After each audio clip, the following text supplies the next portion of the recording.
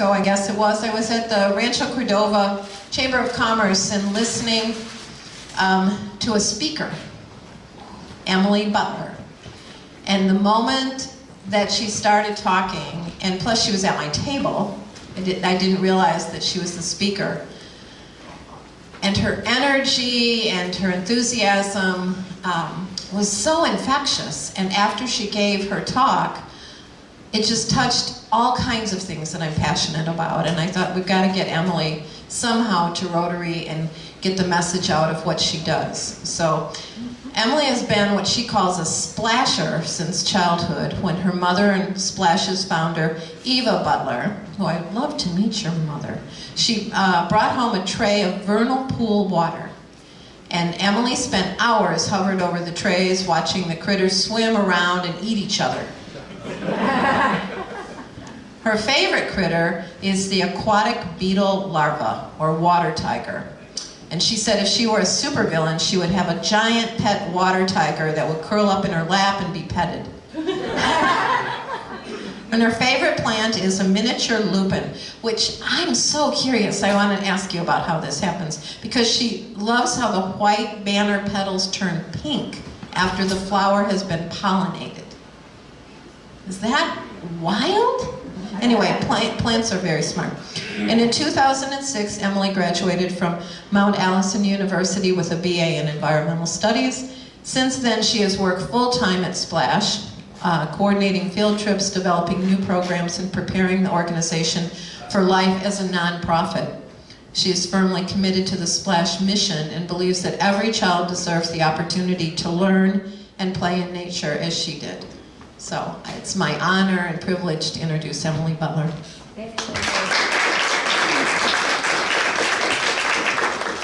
Well, hello, Rotarians. I am really excited to be here tonight because I have wanted to learn more about Rotary for a long time now, and it just so happened that this charming lady was sitting next to me at the Cordova Community Council meeting that I was speaking at. So this is a thrill for me. And I just kind of want to take you on a quick tour of what we, Splash, are doing out at the old Mather Air Force Base, since it's really close by, you guys. So this story, and I'm going to explain about the pink banner petal too. Okay, so basically there's these little flowers called miniature lupin. They're just tiny versions of like the big lupin you see in the foothills. And when the flower is pollinated, this bright white banner petal turns pink. And the reason it does that is because while the white banner petal reflects UV light and attracts pollinators to come in, once it turns pink, the pollinators know that one has already been pollinated, and so it benefits both the pollinator and the plant. So plants are smart. But my background is not actually in the sciences. I've really been much more on the humanities side of things. The science part of Splash really starts with my mother, and so that's where I'm going to begin my story. All right. Oh, that's not cool. Stay. So you may or may not recognize this iconic image as from the hit 1993 film Free Willy.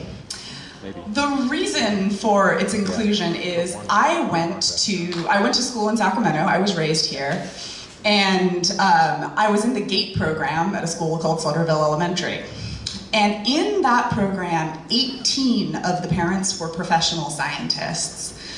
Yet in 4th grade, the same year that this movie came out, the entirety of our science curriculum consisted of watching Free Willy once before we went on winter break. And so my mother, as a professional scientist, and the other 17 professional scientist parents in the class were really pretty horrified by this, because what it represented what at the time was kind of a dirty little secret in education, which is that science had basically evaporated from elementary school classrooms.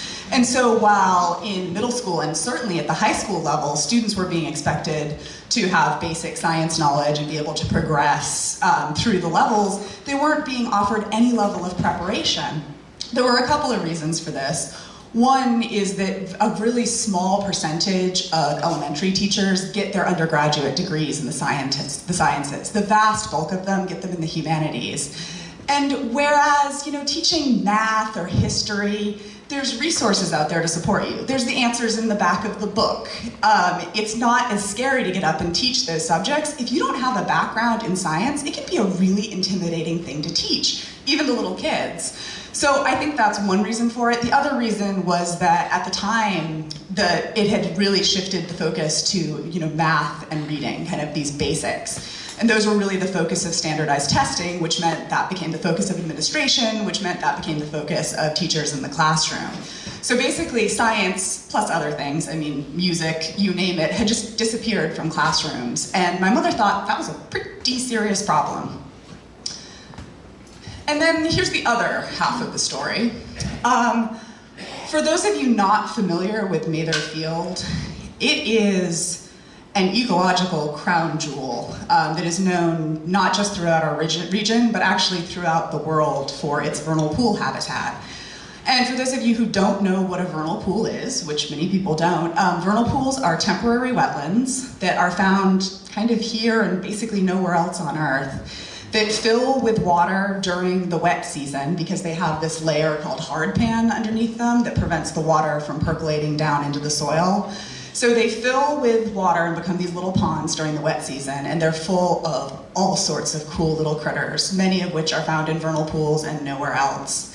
And then because evaporation is the only way for the water to get out, over time as the temperature heats up, the water dries down, and then you get these spectacular floral displays. So you get concentric rings of flowers, and the pool bottoms fill in with flowers. So here's this really cool wetland habitat that is here and basically nowhere else. If you come from the East Coast, people will talk about things called vernal pools. Those are normally kind of like amphibian breeding ponds, but they're not talking about the same thing that we have here.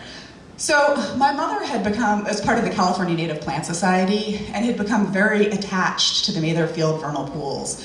This was, fairly shortly after the official base conversion, and there were conversations about, okay, what happens out at Mather Field now? And the conversation started to turn to gravel mining, because the same geologic formations that allow for the vernal pools also are associated with high-grade gravel, and moreover, the gold deposits that are in those. So here was this spectacular natural habitat.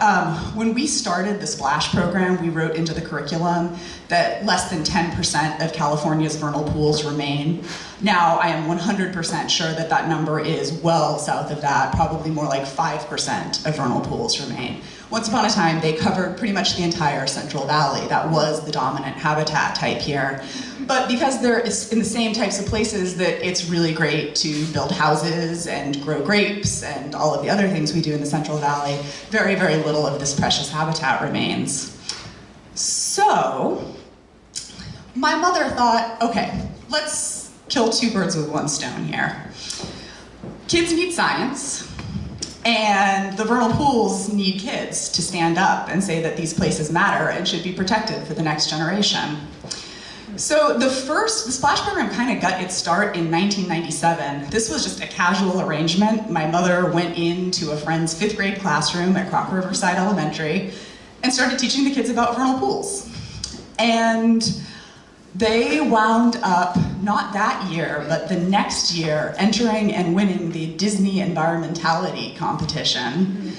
And so they got to go to Disneyland, and they had a heroes parade, and it was kind of a big deal. So it created some weather around this. And just so you know, as I said, the vernal pools had been under threat of gravel mining, so the kids' project centered around public education for vernal pools, and discussing why these precious natural resources should remain. And my favorite activity was they did a carnival at their school to teach the other classrooms about vernal pools. And one of the claims that was being made at the time was that, oh, well, we can mine around the vernal pools, but they'll be fine. We'll just kind of keep them there in the center around the mining. And so the kids came up with an activity called Mine the Cookie, where you had to try to extract the chocolate chips from a chocolate chip cookie and keep the cookie intact. Which you can imagine doesn't work particularly well, and really got the point across as to why you cannot mine around the vernal pools. So My mother had gotten, and this was not just kids, right? There was a big effort just to turn out people to come on tours and find out about this little known habitat. Because there's not a lot of, we have the American River Parkway, which is a wonderful natural resource. But apart from that, you actually have to go a little bit far afield. You've got to go to the bay, you've got to go up to the mountains. And here is this incredible natural resource that's 20 minutes from downtown Sacramento, like pretty much smack dab in Rancho Cordova. And so it offers a great chance for introducing people to nature that's really nearby and that they can have a big impact on. And that's one of the things we really focus on Splash, is educating about local natural resources, because that is where citizens can have the biggest impact. And so often I think nature, particularly for children, is perceived to be something that's far away, right? It's that thing you saw on the Discovery Channel about the Amazon. It's about the Antarctic. And oftentimes there's really bad news stories that are surrounding these things. But our idea was, look, teach kids about these incredible natural resources that are right in their own backyards, and give them the tools to stand up and protect them. And so, why does it do that every time I hit it? Okay, it's fine now. So what we discovered was that while we thought, oh, the vernal pools really need these kids to stand up for them, we discovered that there was something magical in this for these kids too. And I don't think it was really fully appreciated just how desperately these experiences to get outside and explore and turn over rocks and catch things in the water were needed, because most of the people who were involved in this effort had been raised and were raising their children with access to these opportunities. So there wasn't even a huge awareness that the vast majority of kids don't have these opportunities now. So at that point, it was a question of, okay, we've got some traction here, we're doing something cool, so how do we do this on a bigger scale? And my mother had had a career in water quality consulting for a long time, so she knew a lot of folks at government agencies that have stormwater discharge permits, which basically means you have a ton of different obligations, but among those obligations are you have to go out to the community and educate people about what they can do in their day-to-day lives to prevent stormwater pollution and keep our waterways clean. What that kind of means in practice most of the time is that you go out and you hire an engineering firm that may or may not really know anything about education. They print up a bunch of pamphlets and then try to throw them at teachers, and teachers, unsurprisingly, are already incredibly overwhelmed by their workload and everything they're facing. So nothing ever comes of it. And what Eva, my mother, said was, look, it's one thing to wag your finger at kids and say, don't pour oil down the storm drain, but that's not a compelling message. A much more compelling message is if you teach kids about the myriad life that lives in clean water. And then they come to love these little beings, and there's a compelling reason for them to listen to your messages about preventing water pollution and the things that they can do. So our original funders were all local, it was a consortium of local government agencies that kind of got together to get this thing off the ground. And in recent years, it's diversified considerably. We now get a good chunk of our income through individual donations. But that's kind of where, that was the foundation that we really built off of.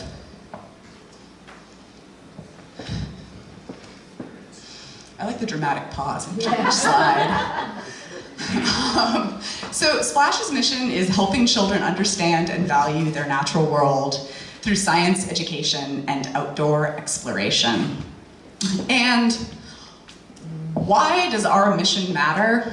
Well, the way I like to say this is childhood has changed really dramatically over the course of relatively few generations.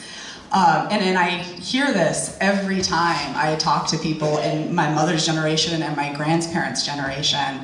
If you go back just a couple generations, everybody has stories about a special place outside, about catching salamanders in the creek behind their aunt's house, about building forts in the back 40. Like, childhood was an outdoor experience for most of human history, basically. And yet now, if you look at California's population, 95% of children live in urban areas in California, and the vast majority of them don't have access or opportunities to go and have those formative outdoor experiences that children of previous generations had, which is tragic. If you spend too much time thinking about it, it's actually really sad. But the flip side of that is that it just means that they need caring people that have a connection to outdoor places to facilitate that introduction, to open the door and say, hey, this amazing world that you didn't even know about is here waiting. It's here all the time, and it's always turned on whether you're watching or not, and here's your chance to go explore. Because the opposite of that, and what happens for most kids, is the estimates are that your average child spends 5+ hours a day plugged into a screen of some kind. That's a video game, a TV, a smartphone. And I think there's more and more evidence suggesting that while these can be incredible educational tools, if that is the only way that you receive information and process your world, you're missing a really big chunk of reality. And so that's kind of on the personal side, but I would say that on the school side, there's been a lot of frustration. You know, education bureaucracy kind of swings back and forth, and these decisions get made at a very high level. But at the end of the day, the result is that education is very, very dominated by the textbook industry and by standardized testing. And I can't think of anybody I know who discovered their passion in life from a textbook. That's not how people develop passions. It's by connecting to real people in the real world who introduce you to something that they love, and they give you that bug. And so kids need opportunities to connect to the real world, and yet for many of them, they are further and further removed from it every day. So we really have 3 kind of interlinking goals with our programming at Splash. So number 1, we're trying to build bridges to nature. How do you get these kids who spend their lives surrounded by concrete out to natural areas to explore and learn science and learn what their role is in protecting their environment? And inspiring young scientists, because like we said, you know, if kids aren't getting introduced to science at a young age when they're open-minded and malleable, well, by the time, and we've had this experience with students in the older programs that we have, they start to sort and they go, well, I'm not a science person. I'm not a nature person. And they make up their minds about these things, never actually having had the opportunity to find out if they're a science or a nature person. So you've got to get them young. You've got to, and I think, you know, even if science isn't your thing, because I'm not a scientist, like I said, but to me, what this is about is it's about giving kids as many opportunities as possible to find their thing, to find their passion. That's why you've got to introduce young kids to science and art and music and whatever else is out there, because somewhere waiting for that child is the thing that makes them go, ah, yes, this is what I want to do. And so fostering environmental stewardship is really the last part of this, and that's kind of where we're heading, is that we think that by getting kids outside and not only having them, you know, experience the wonder of nature, but really start to know it and respect it, that's how you're planting these seeds of compassion and awareness and caring in the next generation. And you don't know when they'll sprout, but you just know that you've planted them, and that thought is in the back of that child's head, that maybe that empty field out there isn't so empty. Maybe it is home to a variety of critters and plants, like the ones that they learned about when they were in 4th grade. So our flagship program is for 4th and 5th graders, and it's called Life in Our Watershed, Investigating Vernal Pools. So we have this past year, we just wrapped up our field trip season. Vernal pools, for anybody who doesn't know, are kind of doing their thing when the rain starts. So, you know, January, February, through the end of April, normally. So it's kind of a constrained season that you have to operate in. You've got to cram a whole heck of a lot of classes into the 3 months when the vernal pools are really pretty and interesting. Because even though there's a certain majesty in, the dry, rolling grasslands, it's not so fun to take kids out there when all you get is prickers in your socks. So the thing I think that makes the program unique, though, is that we have a standards-based science curriculum that the students do in their classroom in advance of coming out on the field trip. And I think it's this connection between the classroom learning and the real hands-on learning that makes the magic happen. Because a lot of field trips kind of get treated as like, oh, well, it's just a free day away from school. And theoretically, there's some educational content in there, but it may only be tangentially connected to what the students have been learning in the classroom, so it doesn't have that resonance.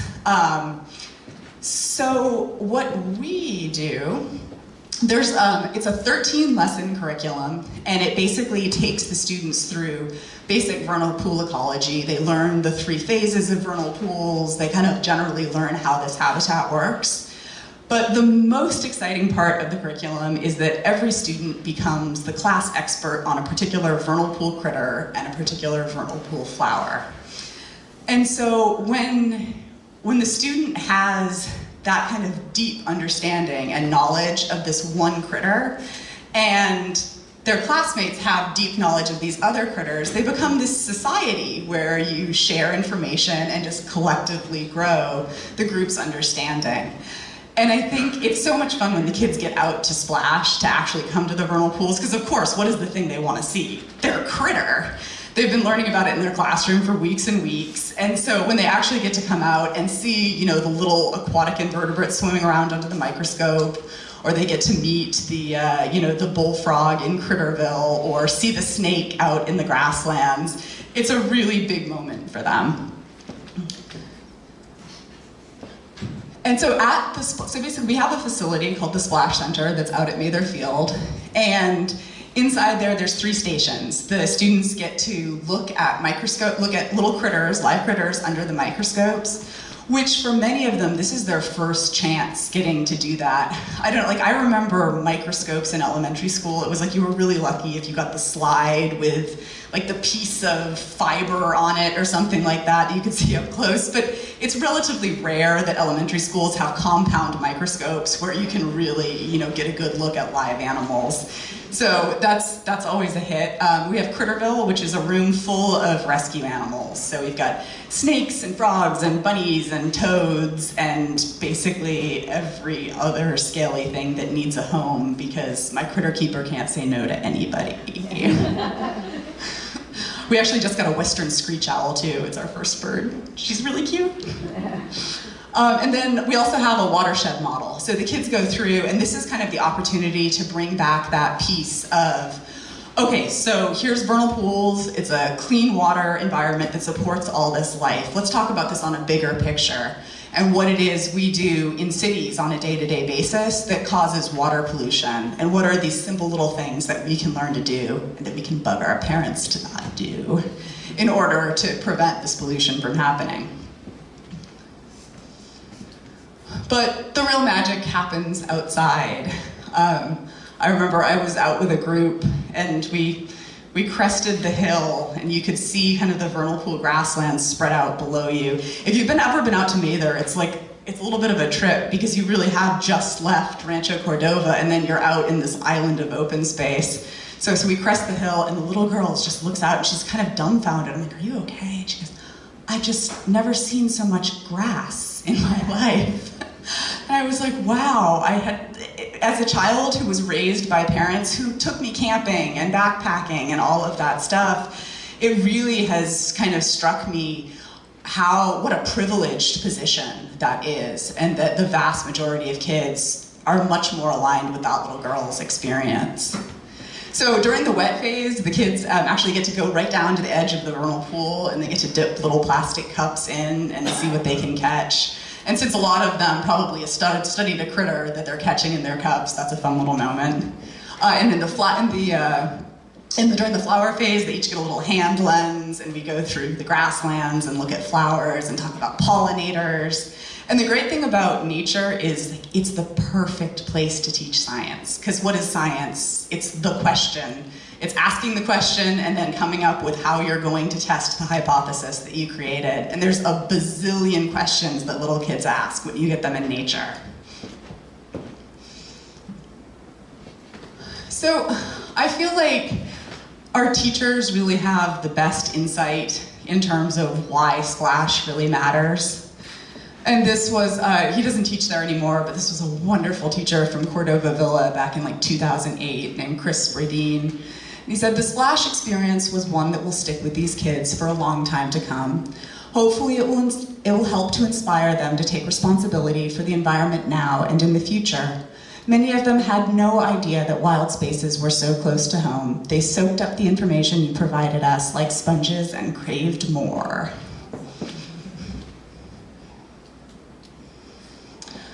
So, I wanted to throw out this little pitch to you. So when Ann and I were first talking about, well, like, what could we do together?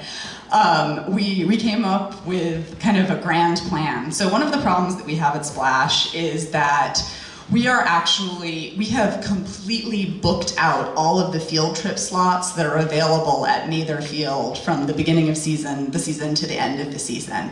That we have probably a 4 to 5 year waiting list currently for the program. There's no shortage of demand for this. And I actually, we've been really successful at fundraising, so the money is coming in, people want to make this happen. But like I said, the vernal pool season is really short and there's nothing we can do to change that. So the only possibilities for program expansion for us are really to start looking at alternate sites, satellite sites where there are vernal pools, where we could somehow contrive a way to do this program in other areas. And one of the sites that's come up is Phoenix Field. It's a very, very small little preserve, obviously, but it has some lovely vernal pools on it, and it's very conveniently located. So we kind of started talking about that idea, just because this is your hood, right? You guys know this place, you have the connections, and if somebody's going to help us figure out whether this is a possibility, I feel like it could be you guys. But that's probably a bit more of a long-term vision, in the next 1 to 2 years, looking to make something like that happen. So my need right now is related to busted binoculars. We had a great horned owl nesting in a tree right near where the kids go out to the vernal pools. There's fabulous raptors of all kinds out at Mather, and it's really fun to take binoculars out so the kids can get a good look at them. That being said, we probably have had our current set of binoculars for 4 years, maybe 5 years, and you can imagine what that many pairs of 4th and 5th grade hands can do to binoculars. So relatively few of those are actually functioning. Most of them are pretty wonky and some of them don't work at all. So I would really love to submit a grant application to your club to consider funding a full class set of binoculars so the kids can continue to check out the great horned owl and have all of those fun experiences that you can have, not only looking at stuff up close under microscopes, but looking at stuff far away with binoculars. And then the timing for this is a little bit awkward since vernal pool season literally just ended. But I wanted to invite you, and I will follow up on this if you guys are interested in doing some kind of, a private tour with your group exclusively. But we'll be doing critter and flower walks next March and April. And anybody who wants to come out and hang out with us and explore the vernal pools for yourselves, find out what the kids are learning, you are more than welcome to join us. And I think that's it. Any questions? What about those of us that have old binoculars that we would like to donate? Oh, I don't know what the lights think about that. We probably could make use of those for like public tours and stuff. What we found is that we kind of need to have everybody having exactly the same ones, because when you train a group of 12 kids, you can't give different instructions to each one of those children. But yeah, no, certainly for public tours and stuff like that, we would welcome those. Where do you access So there's a few, basically, if you've been out to Mather, there's kind of like, there's the housing development, which was built on the footprint of the old base housing right in the center of it. And really surrounding that on all sides is the vernal pool preserve. The primary pools that we use, particularly for public tours, are basically if you go south on Zinfandel and keep driving until it turns into a dirt road there. It was Eagle's Nest and may still be Eagle's Nest for all I know. The vernal pools on the west side of the road are the primary parcel that we use.